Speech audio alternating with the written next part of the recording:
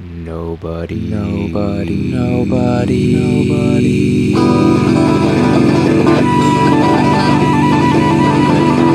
Nobody reads short stories. Hi everyone, I'm Jeremy. And I'm Megan. And you're watching Nobody Reads Short Stories, where we read the short stories for you. That's right. And you can find all of our previous episodes on our website, nobodyreadshortstories.com. Tonight is episode 6 of season 3, and we are presenting a short story by Michelle Ross called A Mouth is a House for Teeth. It's a tongue twister. Performed for you by Michelle Murphy.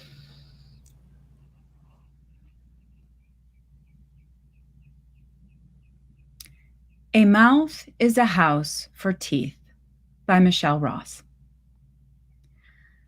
The mother is never to answer the door. If there's a knock, she is to hide.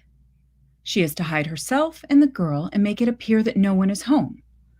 Unless the knock is the husband's secret knock that only the two of them know, then she is to open the door. There's a keyhole, of course, but the husband doesn't take the key with him when he's away. For starters, carrying a key is a nuisance. Second, why does he need a key if she is always home? Third, and most important, what if someone who wishes to hurt the girl and the mother steals the key from the husband and lets himself into the house? The outside is dangerous to the girl, and by proxy, dangerous to the mother. In truth, the outside would be dangerous to the mother even if she were not a mother, but because there is the child, the mother is particularly vulnerable. The only time she should ever open the door, other than when she hears the secret knock that only she and the husband know, is when there is a supply drop. She knows supplies have arrived because she hears the supply box thunk the concrete. She knows the thunk is the supply box because she schedules the delivery of the supply boxes, and always the boxes show up at the exact second they are scheduled. Now, for instance, she hears the scheduled thunk. She looks through the peephole and sees the box, its dimensions distorted by the peephole's fisheye lens. She opens the door. There before her is the box. There before her is also a decapitated head of a rabbit, a few inches from the box. It's shriveled, old. Through the peephole, she assumed it was a rock that had gotten kicked up by wind. Actually, perhaps the truth is she didn't think anything of it at all. Now the dead rabbit's dull black eyes seem to stare at her feet. She looks around, but she sees no one, not even the drone that delivered the box, not even her closest neighbor, who is not a mother of a young child and who, therefore, is free to go outside as she pleases. What the mother does see is the street that goes for miles and miles, and that connects to other streets that go for miles and miles, all of which connect to the interstate system, like a capillary in a network of blood vessels that circuit the country. Follow it, and you can go anywhere. She feels the pull of the street. Or maybe this pull is just hormones. She knows better than to trust hormones. Hormones are how she got here in the first place. She drags the supply box into the house and quickly closes and locks the door. She looks through the peephole at the rabbit head that looks like a stone. The mother doesn't hear the girl approach. The girl says, "Daddy home?" And the mother screams. When the girl cries, the mother hugs her. "Sorry, I didn't know you were there. It's just the supply box, see?" "When is Daddy coming home?" the girl asks. "Like I've told you, baby, I don't know." "When's he gonna call?" "I don't know. Let's see about breakfast, okay?" The girl returns to her bedroom, shuts the door. The mother looks out the peephole again. The rabbit head is gone. She puts her hand on the knob, thinks of opening the door to be sure the rabbit head wasn't just blown closer to the door where the fisheye can't reach. But to open the door again, when she has already dragged in the supply box, would be breaking protocol. As long as they follow protocol, they are safe. The girl is safe. The mother is safe. The husband has told her this hundreds of times. She takes her hand off the door. When the husband is away, there is no certainty of when he will return. There is no certainty he will return at all. This is basic common sense and would be so even if the husband's work wasn't dangerous, which it is. It would be common sense even if he could talk openly to the mother and the girl about his work, which he cannot. Sometimes, when the husband has had a drink and is feeling good, he might say, like they do in the movies, "I'd tell you, but then I'd have to kill you." Then he laughs. Or he doesn't. It's been 5 days now since the husband last called. This is not unusual. When he doesn't call for several days, sometimes the mother imagines the husband is dead. She wonders how much time will pass before someone informs her. Sometimes when he does call, like he does today when she and the girl are eating blueberry pancakes and says, "It's been a really rough week and man, am I exhausted," and doesn't ask how she's doing, she wishes he were dead. When the girl was born, the husband was always finding excuses to leave the house. They needed more diapers. They needed more crackers. The car needed a full detail and wax. She says, "Before you go, I need to tell you something. There was a rabbit head next to the supply box this morning." "What?" "A decapitated rabbit head," she says. The girl pays close attention.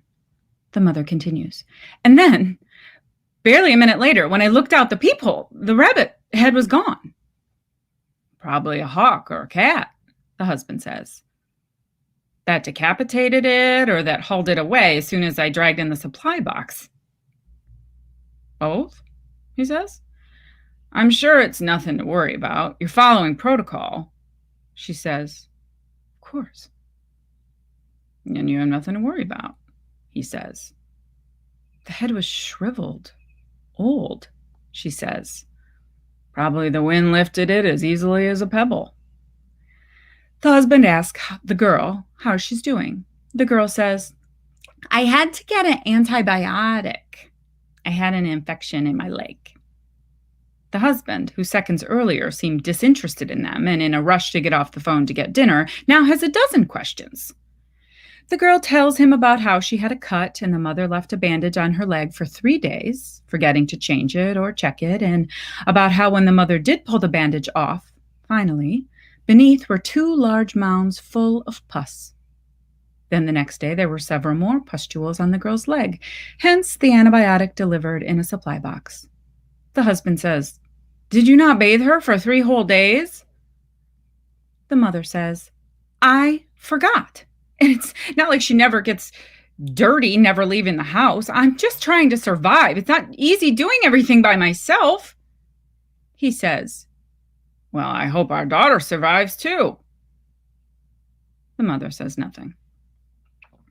After they say their goodbyes and hang up the phone, the girl says, "I wish I had gotten to see the rabbit head.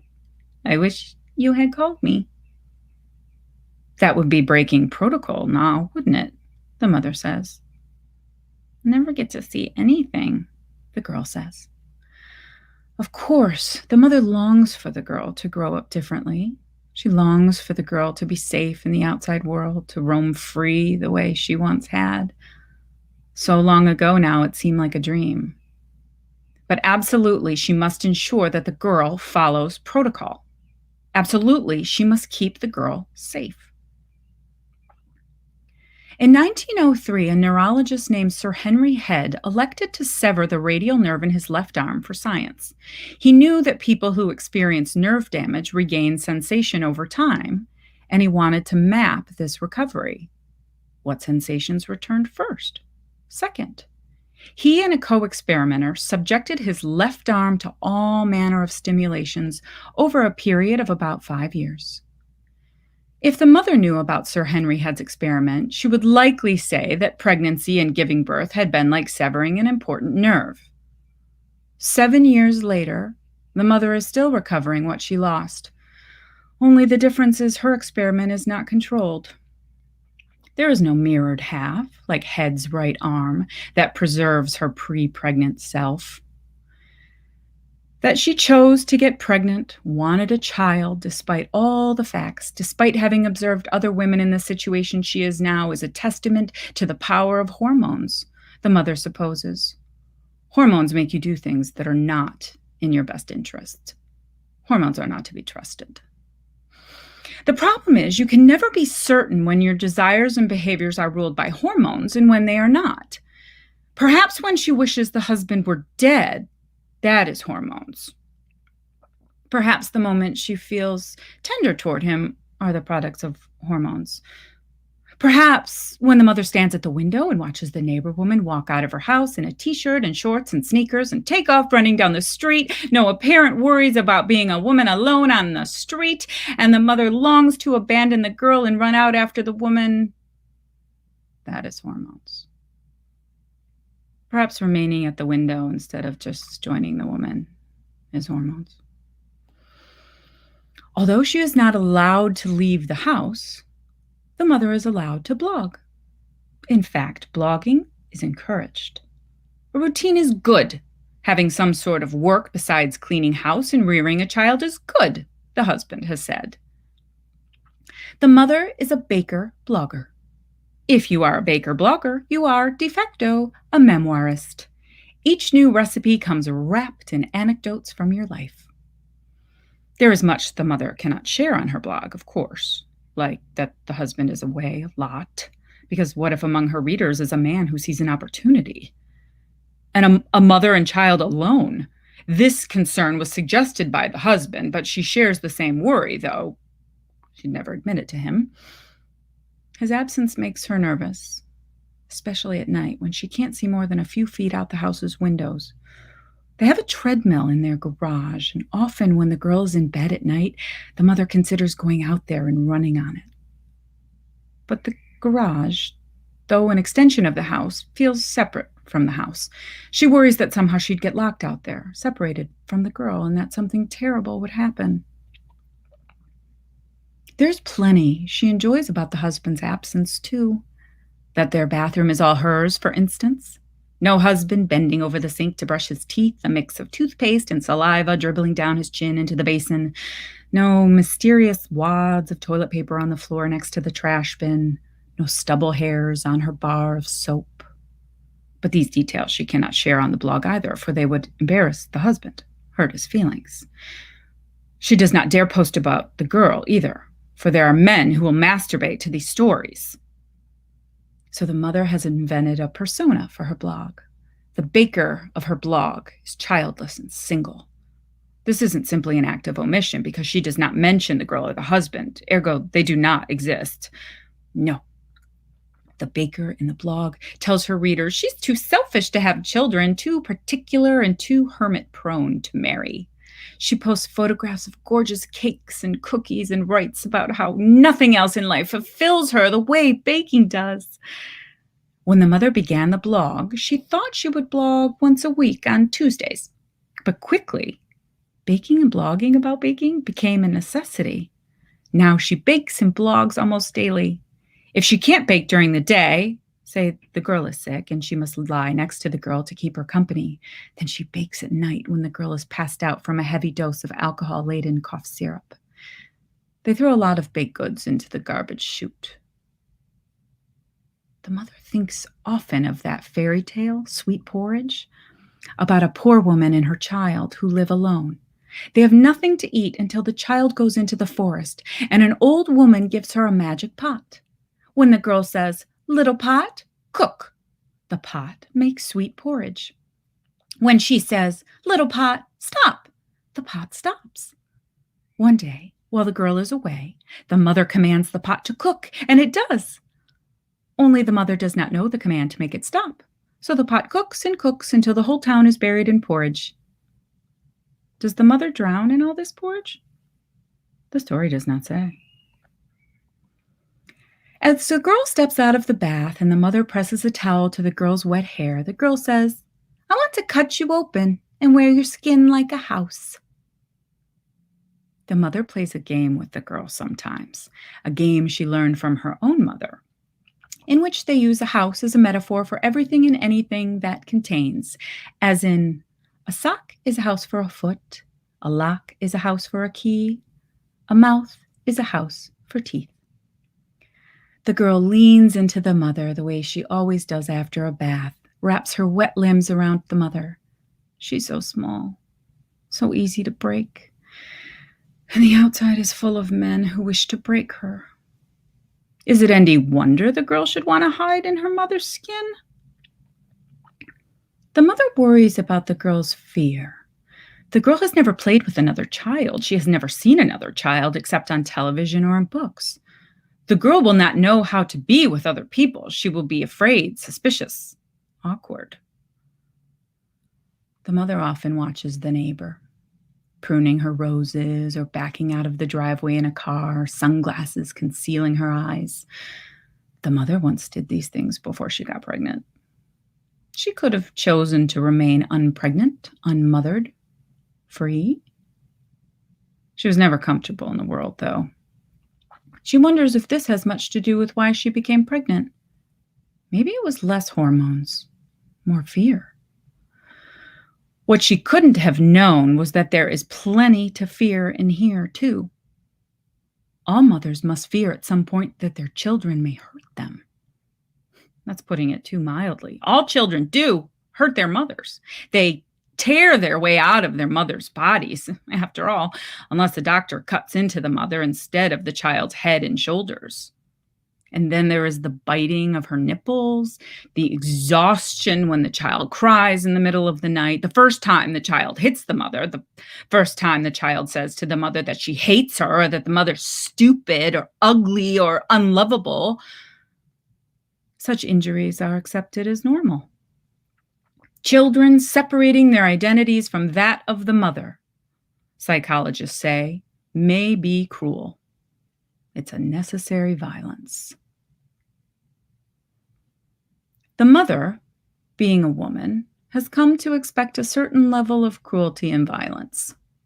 Like outside, when men on the street have yelled at her before she got pregnant and left the outside that she looked like she needed to be fucked. Or when a man on the street grabbed her ass. Or when a man in the office she used to work in would talk over her again and again in meetings. Or when the husband, before he became the husband, told her once that no one else would ever love her like he loves her. A declaration he seemed to think should make her feel loved. But what she heard was that she ought to feel lucky he bothers with her because nobody else would. Still, there are many moments with the girl when the mother wonders, is this something she should heed? Like when the girl found a small lizard in the house and she made a leash for the animal with some yarn and tied it to the coffee table, and the lizard promptly strangled itself. There are many other moments, having nothing to do with the girl, presumably, which also prompt the mother to wonder if she should take heed. The decapitated rabbit head, for instance. The mother must make a choice in these moments. Either she takes heed and is afraid, and more often than not, her husband dismisses her fear, or she does not take heed and risks being guilty of being heedless. The next time the mother hears the thunk of the supply box, she looks out the peephole, half expecting to find another decapitated rabbit head. But instead, there is something a bit larger, rounder, something she can't quite make out through the fisheye lens. Dog shit, perhaps? Protocol does not include anything about unidentifiable from the peephole objects accompanying a supply box. She takes a breath and opens the door. She sees that the object she couldn't identify through the peephole is a rattlesnake, coiled against the side of the box.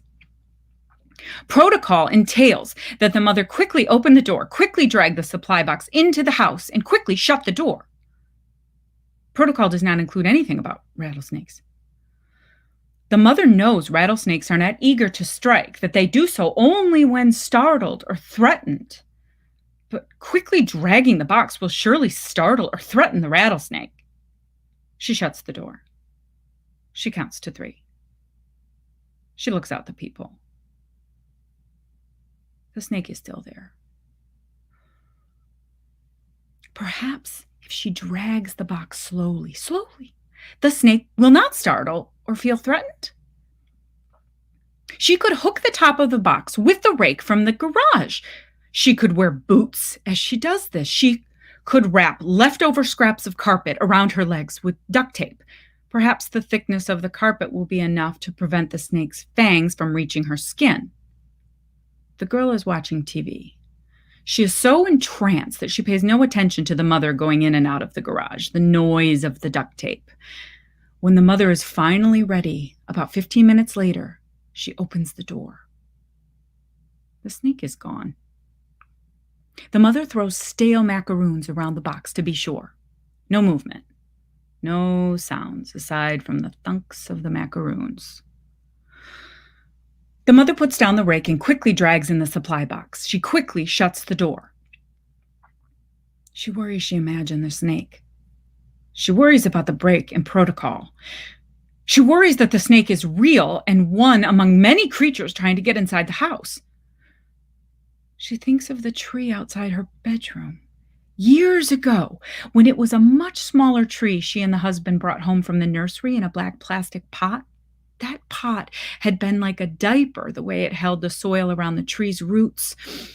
She planted the tree closer to the house than she ought to have. She didn't understand then about roots, how far they spread, the damage they can do. She imagines the tree's roots pushing up against the house's foundation, cracking the foundation like cracking an egg into a bowl. Sometimes, late at night, when the house is otherwise quiet, she thinks she hears the tree's roots pawing beneath the house. In the fairy tales the mother reads the girl before bed, the monsters are often mothers, stepmothers, birth mothers, old hags, same difference. In the horror films the mother watches some evenings when the girl is asleep, the monsters are often children, adopted children, biological children, little men who are mistaken for children. The girl is often startling the mother. At night, when she wakes from a nightmare and walks into the kitchen while the mother is baking, in the mornings when the mother is drinking coffee and doesn't realize the girl is up, the girl treads silently, no warning. Or like now, the mother walks right by the girl where the girl is curled up on the sofa and the mother doesn't see the girl until the girl speaks. The mother screams. After the girl stops crying, she said, "Why did you scream?" The mother says, "I thought I was alone." The girl looks confused and also frightened. Why would you think that? The husband calls while the mother is licking a thin icing from her fingers.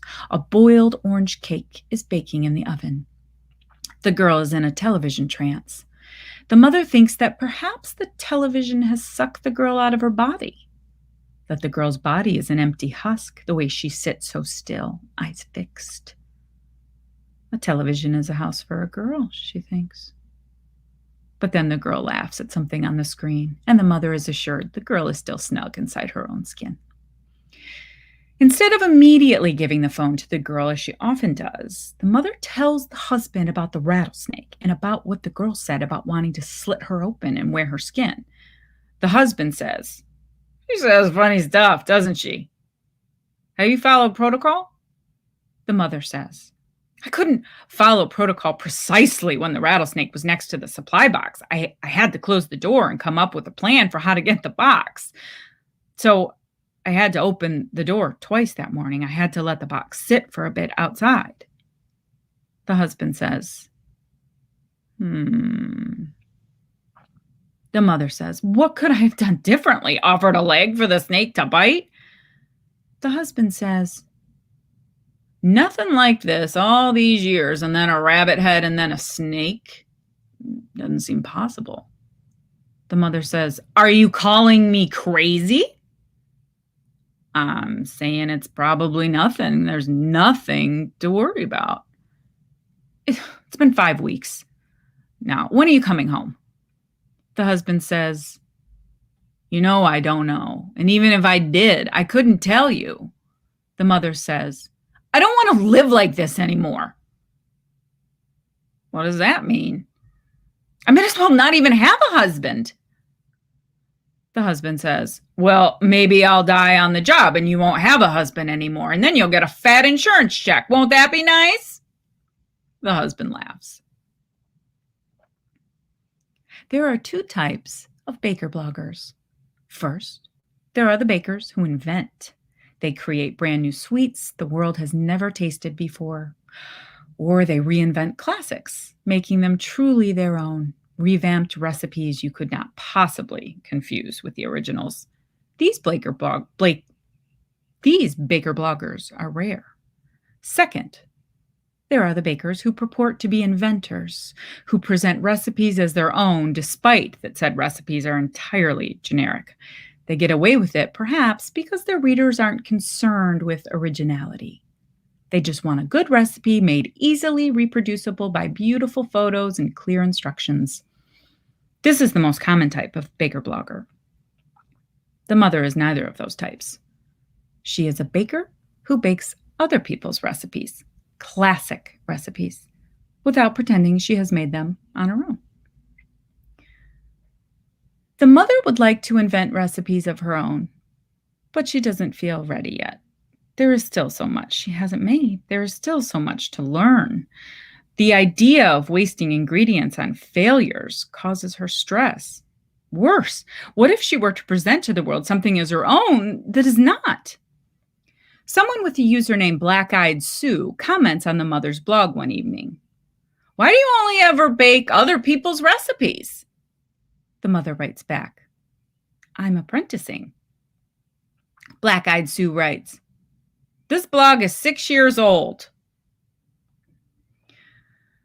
The husband has been gone 39 days when the girl says, I want to die. When the mother asks her why, the girl says, because I'm a horrible, horrible girl. The mother is quiet. She thinks of the lizard. She thinks of her own flesh sliced open like a big potato.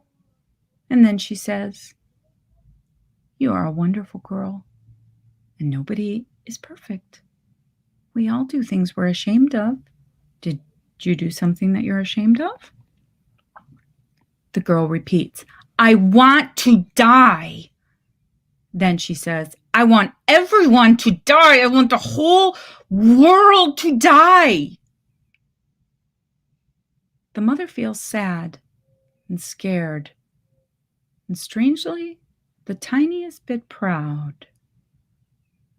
The girl has always been a smart, sensitive child. The mother has always taught the girl to express her emotions. And who hasn't felt this way at some time or another? On the other hand, is this one of these moments in which she ought to take heed? She worries about her culpability. She loves the girl, but she has never enjoyed playing with her. Playing with the girl is, in fact, almost the worst way to spend her time that she can imagine. When the husband is home, she'll say to him, you play with our daughter and I'll do the dishes. The husband thinks he's getting the better deal. The mother thinks she's getting the better deal. At night, when the mother takes the girl to bed, the girl clings to the mother like she's all that's keeping the girl from falling from a steep cliff. Perhaps the girl does not feel secure because the mother so clearly prefers baking and chores to playing with the girl. When the mother does spend time with the girl, it is usually to watch movies, and usually she has wine in hand because the movies her daughter enjoys are mostly boring. And even if they're not boring, the mother has watched them with the girl 5 times already.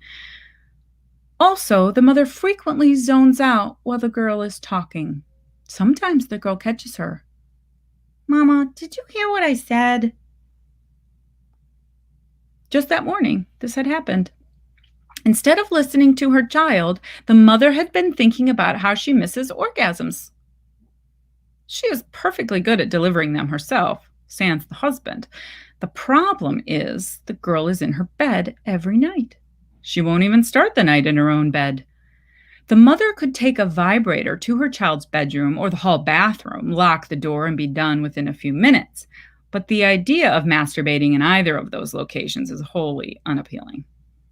The most appealing location for masturbation, other than in the privacy of her own bedroom, is the sofa, under a throw while she reads a book or watches television. But there's no way to lock her bedroom from the outside to ensure the girl does not come out. The mother says, "Well, I certainly hope you don't die anytime soon." This is true. But the mother considers that there would be some consolation in being able to leave the house, in being able to mourn outside in the sunshine and the fresh air. That evening, while the girl is in the bath, the mother stands at the window and watches the woman next door throw a stick across her lawn to a small brown dog. The mother has never seen the dog before. The woman must have brought it home that very day. The mother thinks of the woman driving to a shelter, walking from her car to the shelter, choosing whatever dog she wants. The dog fetches the stick, but the dog does not bring the stick back to the woman. The dog has not yet learned this game. The woman has to run after the dog and take the stick from its mouth. She throws the stick again. She calls to the dog. The mother hears the woman calling, "Muffin! Muffin!" The mother taps the glass then. She imagines her and the woman smiling and waving at each other. But the woman does not turn. The mother taps harder. The woman does not turn. Then the girl taps the mother's hip, and the mother startles. She falls backward into the console table next to the window. Her thigh strikes the corner of the table, forming a bruise that turns blue-black by morning. There is no more sugar or wine in the cupboard. No more eggs in the refrigerator. The stock of toilet paper, dish soap, coffee, yogurt, chicken broth, oatmeal, hand cream, frozen mangoes, coconut oil, waxing strips, and sea salt truffles is low. Although the supply boxes are easy to order and have always arrived promptly, the mother has never allowed her stocks to get so low before ordering reinforcements. Some part of her has never fully trusted that she'd be able to get what she needed when she needed it. And with the husband away and impossible to contact, what would she do if a box didn't arrive? There's a grocery store barely 2 miles away. The woman next door shops there. The mother knows because sometimes the woman forgets her cloth bags and removes from the trunk of her car paper bags bearing the store's name. The mother no longer owns a car. If there were an emergency that required immediate medical care, they would call paramedics. If necessary, the paramedics would take the mother and the girl to the hospital. There's even a phone number engraved into a locket hanging from the mother's neck. Even if the mother were unconscious, the paramedics would open the locket and call the number. It is an emergency number to be used only in an emergency. A stranger, not the husband, would answer and would notify the husband immediately, at which point he would either return immediately or make some other preparations to make sure the mother and the girl are looked after, kept safe. Running out of food and no supply box arriving, would that constitute an emergency when a grocery store is just a couple miles away? As she makes a list of the items they need, she pictures the rabbit head, the rattlesnake, tree roots like fingers scratching underneath their house, poking at the foundation. The scariest movie the mother ever saw was Hitchcock's The Birds. What made it so scary was its lack of explanation for why the birds attacked. When the husband calls, she does not tell him about the girl's latest talk of killing her and the entire human population. She hands the phone to the girl. While the girl talks to the husband, the mother studies her list. Should she order pistachios? Finally tackle a baked Alaska? The dessert she's been most intimidated by all these years? The one that she told herself would be the finale of her apprenticeship? Because if she could manage to seal in the semifreddo with a sturdy barrier of meringue and torch the ice cream cake without creating an oozing mess, she could do anything. Couldn't she? She hears the girl say, "I didn't see a snake." Then, "She was banging on the window last night." The mother takes the phone from the girl. "What are you doing?" she says to the husband. "I just asked her if you guys had seen any more rattlesnakes," he says. "I just wanted to know how the two of you are doing, just making sure you're both okay." "Just," she says. Then the mother tells him about how the other day the girl said she wanted the mother to die. The girl looks at her feet. "Children don't have much of a filter," the husband says. "I bet you've wished sometimes I'm dead. You just don't say it." "Oh, wait, you have." The mother says, "I never said that." "Perhaps not so directly." "She said she wished everybody in the whole world was dead." The girl starts crying. "Angela," he says. "She's 6. Then, "I can't make any promises, as you know, but there's a good chance I may be home within the week. Maybe much sooner. I can't say for sure, though, as you know." She says nothing. "Did you hear me?" She hangs up the phone, turns off the ringer. She puts her arm around the girl, says to her, "Everything's okay." She gives the girl one of the giant almond horn cookies with sprinkles she'd made the day before. Then, while the girl watches television, the mother eats 3. She puts in her order for a supply box, schedules it for dusk, because she has never scheduled a supply box for dusk, and so she surmises that whoever or whatever is menacing her will be caught off guard. 20 minutes before the box is to arrive, the mother paces near the front window. She watches the woman next door pull into her driveway. Another car pulls in behind her car. A man steps out. He's tall and handsome and wearing a forest green pullover sweater. The husband owns a sweater much like it, only his is more blue. Or maybe not. The more she considers the color of that sweater, the less sure she is of the color. The mother thinks it can't be cold enough out to warrant a sweater, not when so few of the leaves have fallen from the trees. That makes her think she doesn't like this man. The way the man stands there, waiting for the woman to walk to him, bothers her too. Even the way he puts his hand on her arm, like he's laying claim. The mother watches them disappear into the house.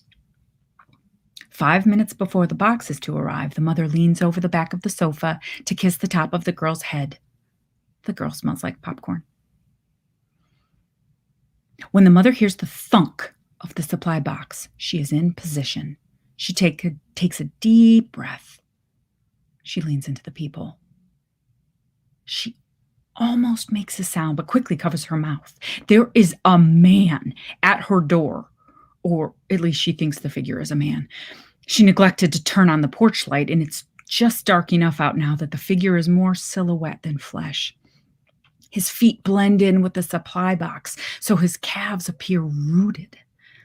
The lights are off on the inside of the house as well, so she knows that even if the fisheye lens were large enough that he could see more than her eyeball through its opposite end, all he could possibly see now is blackness. She breathes quietly, watches the figure lean in, too, until he's so close that his head blocks out the faint traces of sunlight. Is he pressing himself against the door? She places her palm against the door, then her entire body. She wonders if she might feel the figure's breath and his blood pumping if she listens with her whole body. When the knock comes, it reverberates through her bones, a code she tries to decipher. The knock seems to emerge at the small of her back, to thrum there. Another knock. Only this time the knocking seems to be coming from both the door and from behind her. She realizes that what she feels at the small of her back is not the knock that moves through the door and into her bones, but a finger. The girl's finger. "It's me," a voice whispers. But whether it comes from the outside or from the inside, she isn't sure. The mother stiffens. If she stands very still, maybe no one will know she is there.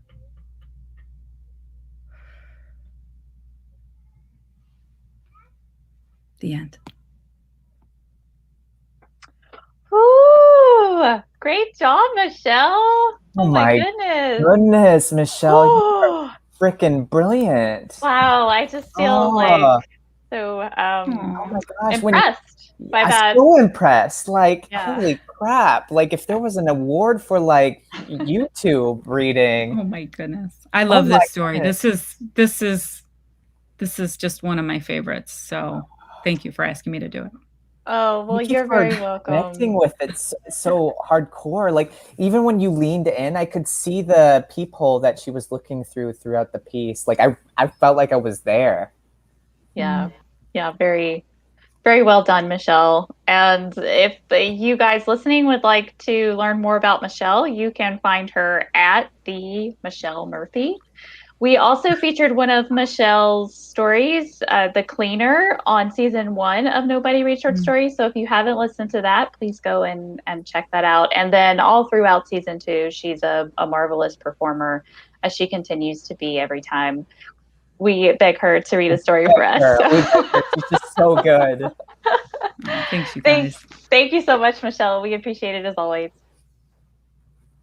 Bye. Oh, so good. My so goodness. Good. Oh. Every time I hear this story, I get sucked in a different way. Me too. Also, it was really interesting.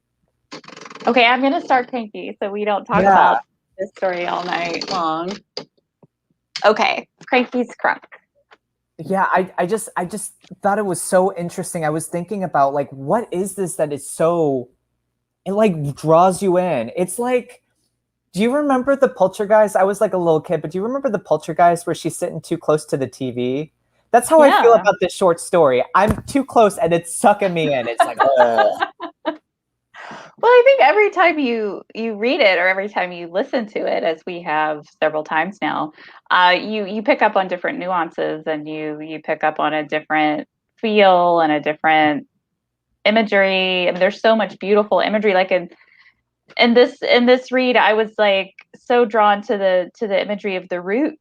And and one of the things that I think Michelle does so beautifully is take these images that are ubiquitous in a heartwarming kind of way and makes them slightly menacing. Like the roots, like this whole idea of planting a tree. We just got married, we're in the house, and she's gonna plant this tree, and then the roots go underneath the house and they start attacking the foundation. Like it just, I just love how she just makes it slightly different than we're used to. Well, what you're saying too, I connected the roots today more too. And what got me today, I don't know if she did it intentionally, certainly subconscious, is that he is rooting himself outside of her house at the end. You know, where it talks about the box. Yeah. Like, oh man. Yeah, there's just so much you can unpack.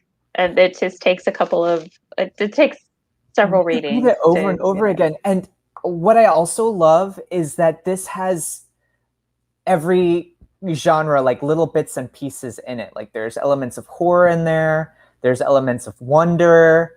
Like there's elements of sci-fi, but they're all just scattered in, like just like small leaves decaying in the piece, so that it's just, you can't quite grasp what it is, but you grasp it enough to, it's like you're reading it like this, you're like wanting to turn the page, but also you kind of don't want to get bitten by the piece.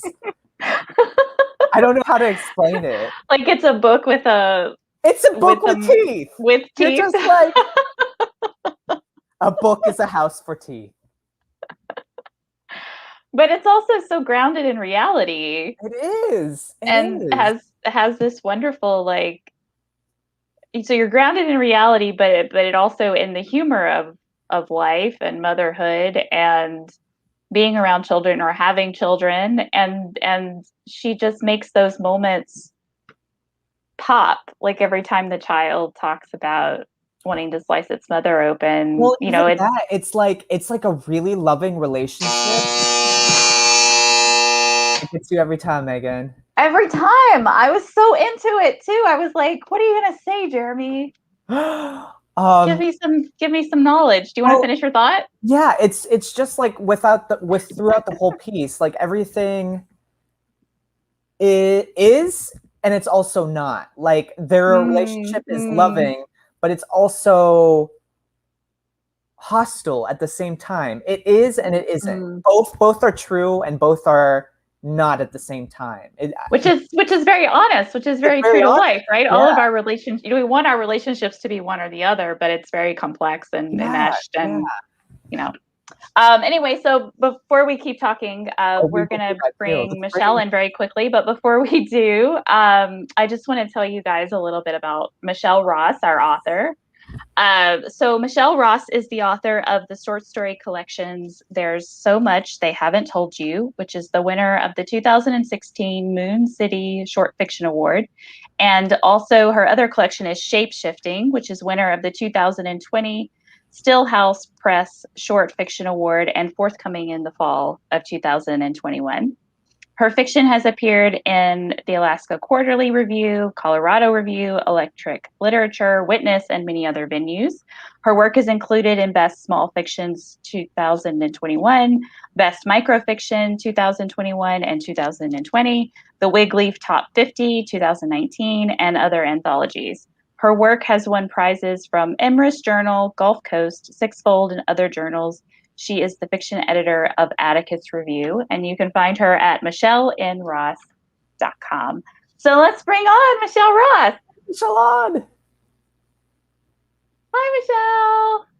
Oh, Michelle's muted. Oh, I think you might be muted. There you go. Hi. Hi. Welcome, Michelle. Thank you. So could you tell us a little bit about what inspired this story? Okay, I have a terrible memory. I have a hard time remembering exactly, but I do remember wanting to write a story that had this kind of claustrophobic feel and to have to be in, this mother and a child in a house alone.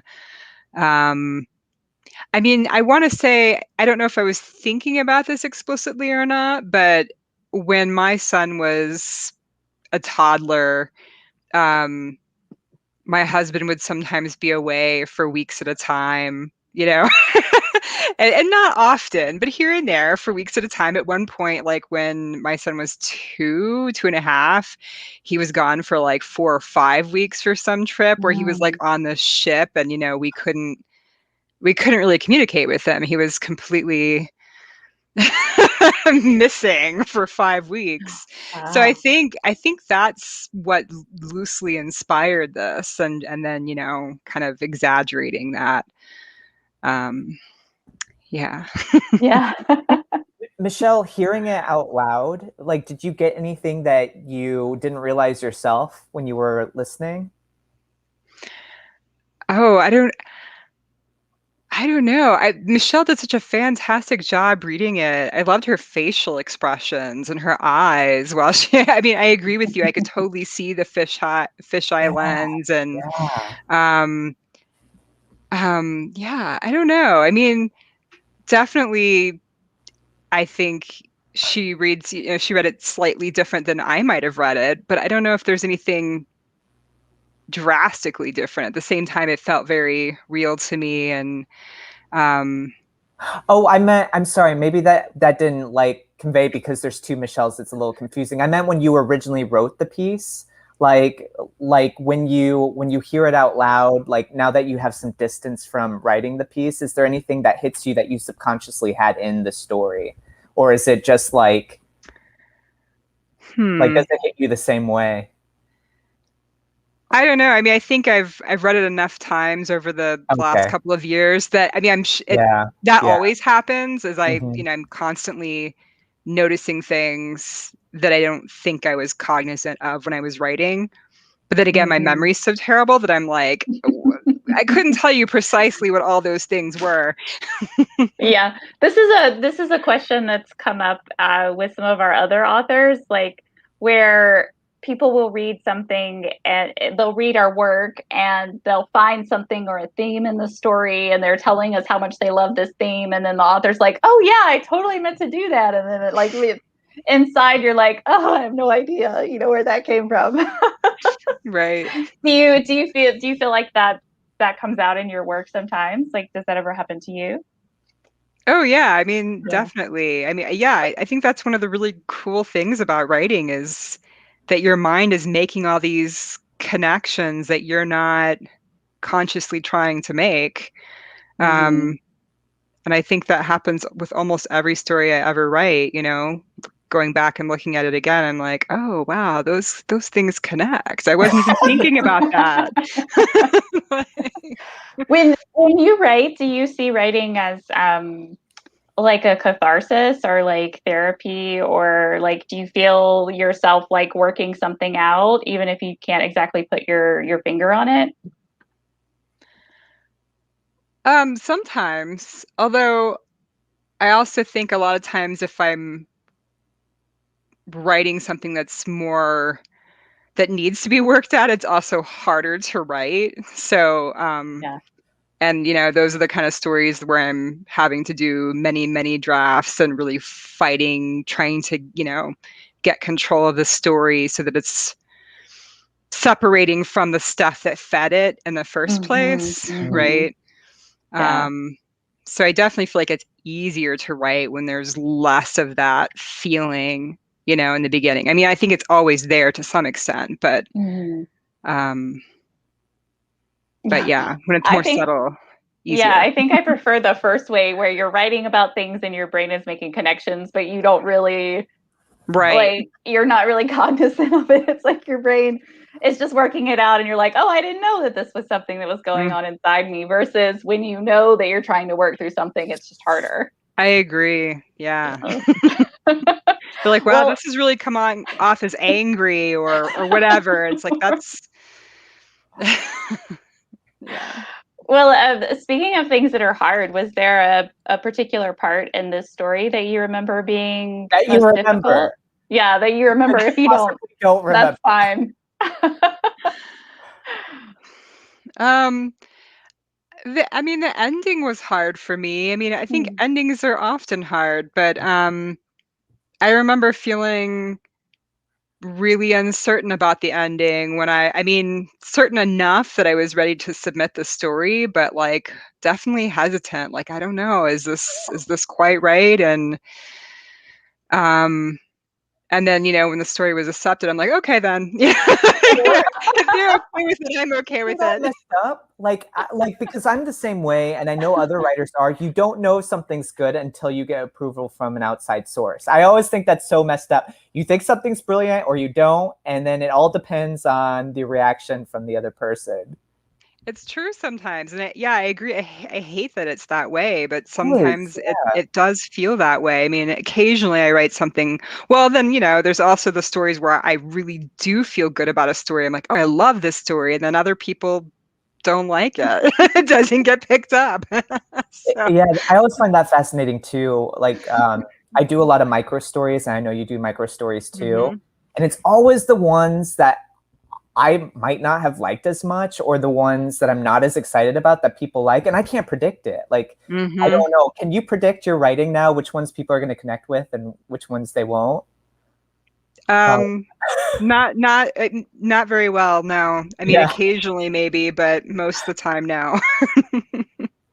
Yeah, it's so interesting. Like, stories and creativity in general is so subjective that like it you never know what someone is going to connect to at that particular moment in that particular time in their life when they read your story, how they're going to react or what they're going to connect to. Even if they'd read it 5 minutes later or 10 years earlier, they might have had a completely different reaction to it. That's just totally. And I try to tell people that in terms of submitting stories too. I mean, sometimes editors are maybe not, that carefully attuned. Maybe they're in a bad mood or they're distracted. And so just because something gets rejected doesn't mean it's, not a good story. Or I've heard stories of people. I know there was one author who submitted the same story to the same journal twice. It was rejected the first time and accepted the second time. But that just goes to show you it was the same editor, I think. So we're all in like these different states when we're reading, and yeah, it's just this like perfect storm of conditions that when your story lands into the hands of the gatekeeper as to whether or not they're going to be in the right mood to hear your story. And I know that as a reader, like there's sometimes I sit down to read a story or read a book and I just can't get into it. I'm like, oh, I just don't want to read. I just don't want to read this story right now. Or like I'll pick up a book and it's too sad or it's too close, it's too personal. And I'm like, oh, I just can't do that right now. And then I'll come back to it a month or so later and it's like, oh, I'm in love with this book. So I do it myself. Yeah. I do it myself. I think I would probably make a terrible editor because I wouldn't be able to tell it was good or not. Speaking of, we mentioned this before, but when we were reading it, Mark, Megan, and I, it was really fun. Well, not really fun at the time because we had like a long list of things to read. And the first person to read it was Mark. And I heard him guffawing in the living room. And Michelle, your piece was on the, like lower down because we were going in alphabetical order by name. And he was just quicker at the reading. And so I kind of skipped some of the pieces. And I was like, I need to know what this piece is. And it hooked me so quickly. And I'm interested, like I already told you guys over and over again how excited I am about the anthology because I want to see if it's true with the other pieces. But this piece hooks me so quickly. And it's almost like it tricks me into like reading the whole thing over and over again because I'm always trying to figure out the answer to the piece. And one of the brilliant things I think about the ending is that it is ambiguous and it doesn't leave you frustrated that there is no definitive answer. It feels like that's what the piece needs because it is so ambiguous yet clear at the same time, like the pieces. But yeah, it always tricks me and I'm always looking for the answer to the piece. And it's always a different angle because there's so much happening in the story. Yeah. I have to agree about the ending. Like I feel like, well, this is of course the only version of the story that I know, and the ending that you've presented to us, but it's so satisfying to me because I feel like everything that has come before it has led up to that ending. You've earned this ending, you've earned this ambiguous ending with your exploration of violence and women and these her claustrophobic feelings and looking outside the door, like in the bits with the child, like it all just kind of comes together so nicely in that moment at the door, like a sandwich. And I think it I think it works so well, but I definitely can commiserate with that feeling of like, I don't know if this is it's like, somebody please tell me that this is the right ending. We actually have a question for Michelle. Oh. Maureen says, great reading by Michelle Murphy. Wow, the story takes you in so many directions. Very interesting. Is the mother having a psychotic break from her situation? What do you think, Michelle? I honestly don't know. I don't. I mean, I feel like I mean, she's definitely struggling mentally in the situation for sure. But is she psychotic? I don't know. I mean, I guess I think that she's not. I think that the rabbit and the snake are real and that there really is a man at the door at the end, probably. And probably it's the husband. but I'm not 100% certain. And I kind of like not knowing for sure, like, but just knowing that what she feels is real, that she's in this situation that is challenging and trapped in a house with a child and and no other contact. I mean, just this little blog that she's writing to nobody. Yeah. And I think that that's a feeling a lot of mothers can relate to, and also just women in general who might feel trapped in certain situations. You know, I like, it's just a very relatable situation, whether or not it's as extreme as depicted in your story, or whether it's leaning more toward a realistic situation. I feel like the feeling is something that we can, it's the feeling. Mm-hmm. It's the we feeling. can commiserate with. Yeah. And especially now with quarantine, you know, like how many moms have been trapped with their children? Like, yeah. I mean, it's funny because, of course, I wrote this story before all of this a few years ago, but it definitely feels like a story I could have written in the last year, you know?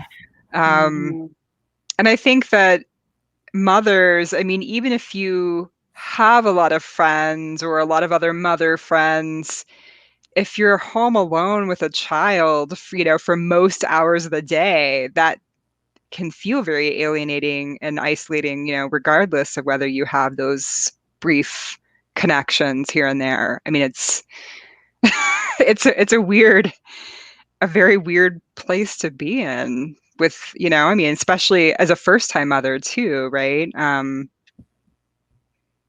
Maybe never having had much interaction with small children before, and now this is like your complete world. You know? Yeah. A friend and a friend who she had been around children in her early adult life, but then when she had her baby, she was kind of like, there's this third person living in my house now. And I'm like, what am I, you know, like she's never going home. Like, this is her home. And I just loved that honesty and introspection into how the dynamics of the house had changed, and how you were like, okay, now there is this other person. Yes, it's a baby, but it is another person. And how do these relationships work now? I love the way your friend put that, because it's like, you know, anybody else you live with, usually you've chosen them, right? You know, you've known this person. But a child, you have no idea. You don't have know. no idea what you're getting into. Yeah. well, you put it brilliantly too. It's not something I ever thought about, but like, your own body is manipulating you into taking care of this stranger. Like, the hormones are telling you to have a child, right? Like, that was clear in the piece. And then you have the child, and the child is saying horrible things to you and beating you up, and the hormones are still like, that was one of the horror things for me in the piece, is just how your body is not on your side in some ways. Mm-hmm. Yeah, they should really call them hormones, because I feel like they just wreak horror on you sometimes. Like, where, you know, with that sense of like, I don't know, is this myself? Is this my hormones? Am I my hormones? Like, it's just, it really can drive you to the brink sometimes. Totally. This is wonderful. Megan, did we say when her anthology is coming out? Because yes, so Michelle's newest anthology, Shapeshifting, is going to be released November, correct, Michelle? Yeah. Yep. And you can get your copy at Show a picture. yes, please, There it bring is. that closer. I love this. I love this there's cover. a rabbit. There's a rabbit. For our listeners, there's a pink rabbit on the front, in front of what could be interpreted as a womb. It's up for interpretation.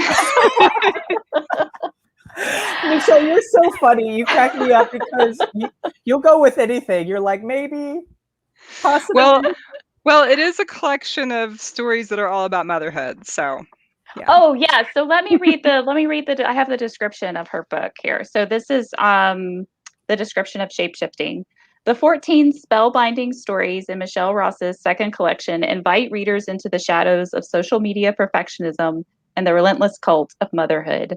A recovering alcoholic navigates the social landscape of a toddler playdate. A mother of two camps out in a van to secure her son's spot at a prestigious kindergarten. A young girl forces her friends to play an elaborate, unwinnable game. With unflinching honesty and vivid lyric prose, Ross explores the familial ties that bind us together or sometimes tear us apart. So put that on your list. November. Michelle Ross's second collection. I know I am definitely putting it on my calendar so that I can get it. And then you can find her previous collection. There's so much they haven't told you on Amazon. But I looked today, there's only 4 copies left on Amazon. So if you want to get your copy today, you best buy it now before they're gone. And not the 4 people that are listening, because I have to get my own. So one of you guys can't get it, okay? Well, Michelle, we appreciate you so much. Thank you so much for being on the show and letting us show your story and share your story. Please keep us updated on all of your work moving forward, and we'd love to have you on the show again. Yes. Thank you so much for having me. It was a great fun. Yay! Thanks so much, Michelle. Thank you, Michelle. Bye. Bye. Oh my goodness, that was so great. It was so good. Can we call Michelle back and tell her that she has to do another reading? Yeah, I think we're just gonna bug her. We're gonna. Well, no, I want her to read this piece again, over and over again for 24 hours. Oh my gosh! Oh, well, no, I'm just.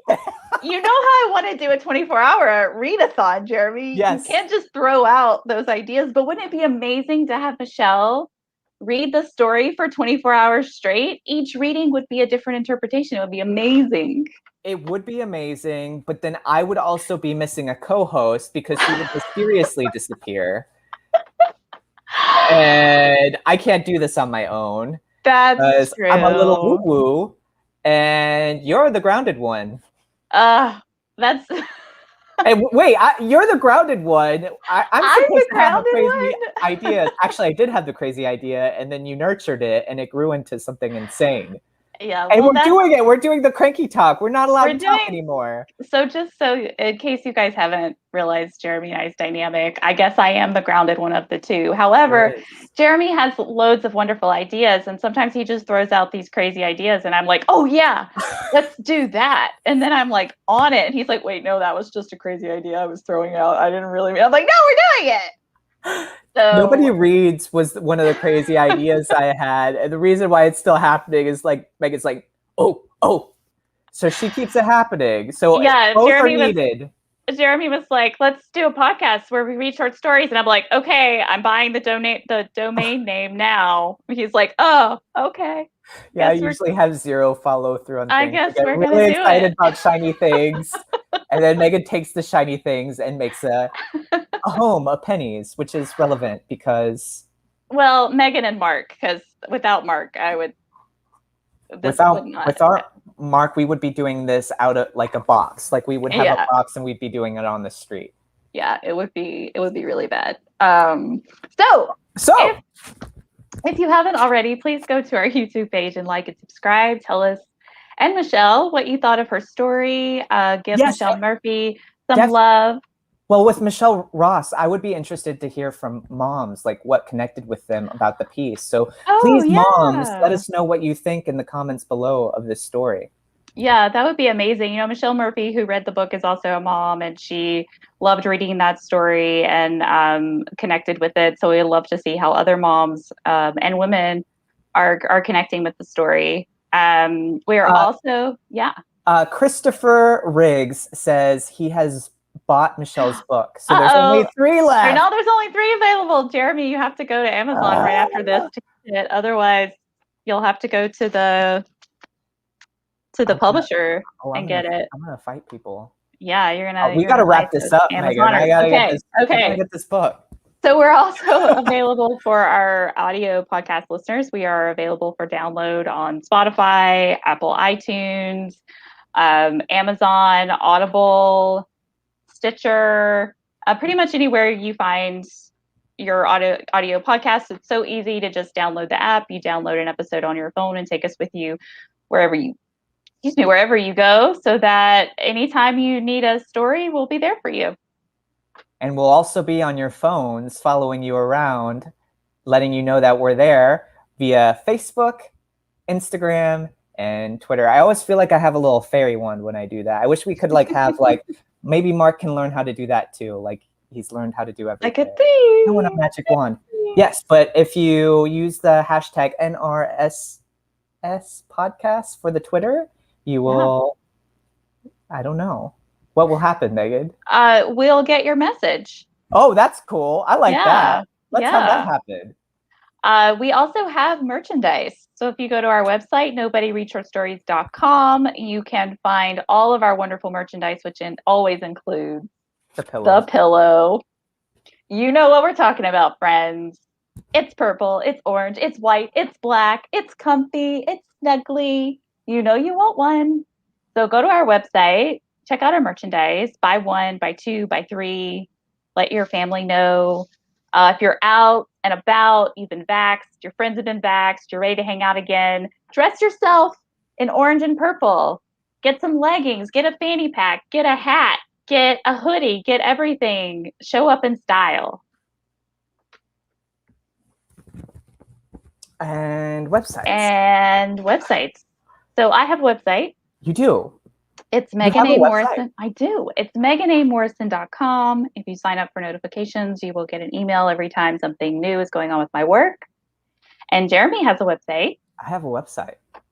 My website's jeremystories.com. I do the same thing Megan does. I also do micro stories every week. And the next one, we actually have a vote off. So if you subscribe, you get to vote on the free micro stories that we have had in the last season, and then you're going to get new ones. And they're always going to happen every week.